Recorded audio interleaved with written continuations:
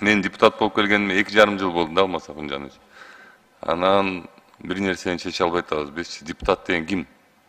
Кыргызстандачы. Депутатка кандай мамиле кылыш керек?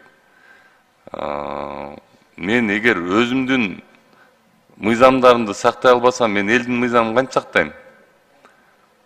Биз мындай мыйзамдуулуктан бир аз чыгып кеттик да, ушу депутаттыкка келгендечи. Бир жерге барсаң киргизбейт. Күтүп тур дейт.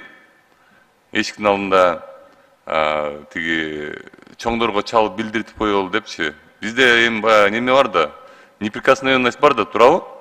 Же мындай отдельный баягы депутаттарга барбы, анан мага жокпу, билбейм. Мен негизинен Алмаз Акунжанович күтүп жүрө албайм да, ачыгын эле айтып кетейин. Күтүп жүрө албайм, барган жериндечи, чын. Жарым сааттап, 1 сааттап мен отура албайм, анткени элдин ошончо көйгөйү бар, эл ошончо суроолор менен келет. Эгер мен бир жерге барып, өзүмдүн суроолорум менен барып отуруп, ошол жерден өзүмдүн суроолорум менен бараткан болсом, мен күтүп отурмакмын. Бирок биз жогорку кеңештин депутаты болгондон кийин биздин мыйзамдуулугубузду сактап беришиңерди суранабыз.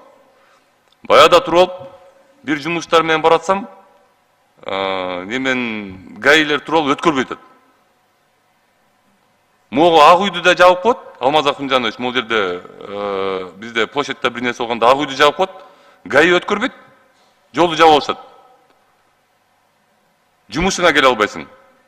Анан эми кырылышып, ал жерде отура албайт экенсиң. Эгер бир нерсе десең, айтышат. Эрлан Кокулов депутат болуп кыйын киши болуп атат, андай мындай дешет.